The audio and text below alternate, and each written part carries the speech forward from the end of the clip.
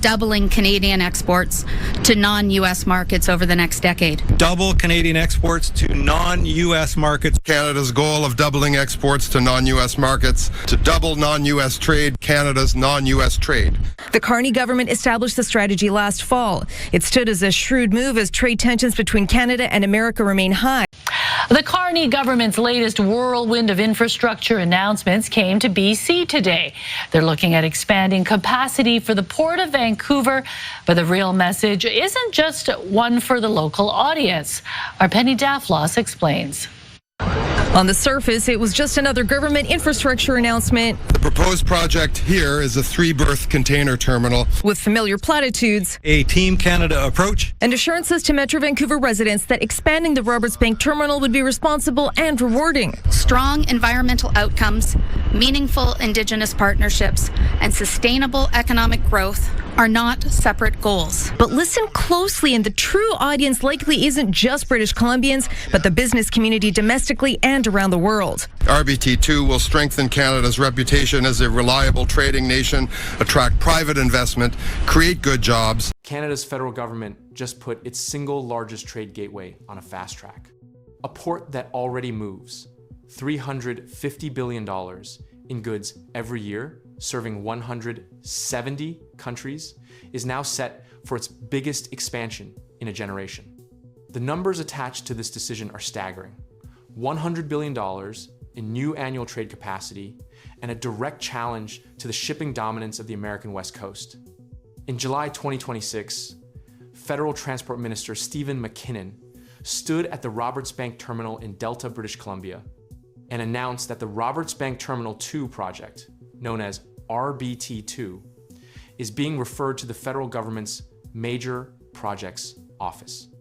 The referral opens the door for the expansion to be listed as a project of national interest under the Building Canada Act, a designation designed to accelerate approvals for large-scale infrastructure. McKinnon framed the decision in global terms, stating, "Supply chains are evolving, trade patterns are shifting, and competition for investment is intensifying." He said Canada must respond by strengthening the infrastructure that connects its businesses to global markets. The scale of the Port of Vancouver explains why this project sits at the center of national strategy. It is Canada's largest port. It facilitates $350 billion in trade annually with 170 countries. In 2025, the port handled a record 170 million metric tons of cargo. According to McKinnon, it facilitates 1 in every $3 of Canada's non-US trade and 40% of the country's trade in goods beyond North America. The minister described it as Canada's gateway to the Indo-Pacific region, connecting Canadian businesses to fast-growing markets across Asia and the Indian subcontinent. He added that Ottawa wants to double the port's trade with 169 of those 170 partner countries, every one of them, except the United States. The expansion itself is concrete and specific. Roberts Bank Terminal 2 will add a 3-berth container terminal next to the existing Delta Port and West Shore terminals. The new terminal will increase the port's annual container capacity by almost 2.4 million units. That single addition will represent about 15% of Canada's total future container handling capacity. Global News reported the project's value at roughly $3 billion. McKinnon said the expansion will unlock more than $100 billion in annual trade capacity for Canada, while contributing more than $3 billion to the country's GDP each year. He compared the initiative to the opening of the Street Lawrence Seaway, calling the broader gateway strategy nation-building infrastructure that will diversify trade for decades. That diversification target is explicit government policy. The project directly supports Prime Minister Mark Carney's stated goal of doubling Canadian exports to non-US markets by 2035. Carney underlined the urgency himself in a social media post on Friday, July 17, writing that Canada is moving at a speed not seen in generations to build ports, railways, and energy grids. The legislative machinery behind this push is Bill C-5, which the Liberal government rushed through Parliament in June. That bill created the framework for a new approvals process covering large-scale projects the government deems to be in the national interest, including ports, energy infrastructure, and roads. The Major Projects Office is the operational arm of that plan. The money's already moving. Thursday's announcement came 2 weeks after Prime Minister Carney and British Columbia Premier David Eby signed a multi-billion-dollar agreement that includes $10 billion toward upgrades at the Roberts Bank terminal. The full Port of Vancouver Gateway strategy rests on 4 pillars: the RBT2, terminal itself, land use and infrastructure for bulk terminals, rail infrastructure optimization and expansion, and environmental protections. On the commercial side, the Vancouver Fraser Port Authority and Global Container Terminals, the operator of the existing Delta Port facility, have entered into a memorandum of understanding to explore a partnership to advance RBT2. The port's leadership has tied the project directly to Canada's export ambitions. Peter Zada, President and CEO of the Vancouver Fraser Port Authority, said the port will play an outsized role in delivering on the Prime Minister's export commitment, and that the announcement will help move more of what Canadians make, mine, harvest, and grow to customers around the world. Zada attended Thursday's announcement alongside BC. Transportation Minister Mike Farnworth, Delta MP Jill McKnight, Tsawwassen First Nation Chief Laura Cassidy, and several other members of Parliament from the region. RBT2 is not a new idea.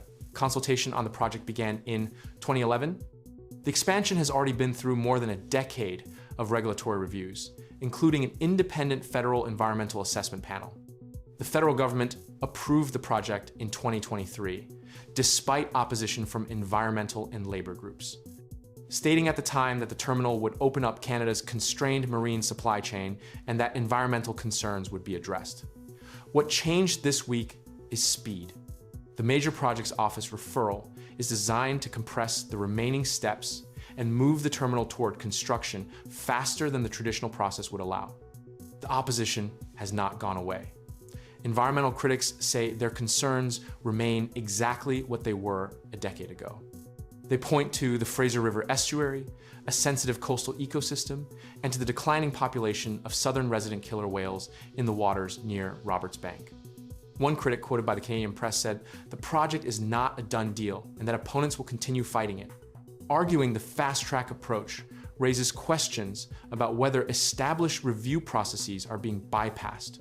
The government, for its part, has built environmental protections into the Gateway strategy as one of its 4 formal pillars, and Indigenous leadership, including the Tsawwassen First Nation, was present at the announcement. The Roberts Bank site is also becoming a convergence point for Canada's wider infrastructure agenda. On July 2, 2026, Prime Minister Carney and Alberta Premier Danielle Smith announced details of a proposed new pipeline that would be led by the federally owned Trans Mountain Corporation, with equity stakes for the Alberta Petroleum Marketing Commission and Pembina Pipeline Corporation.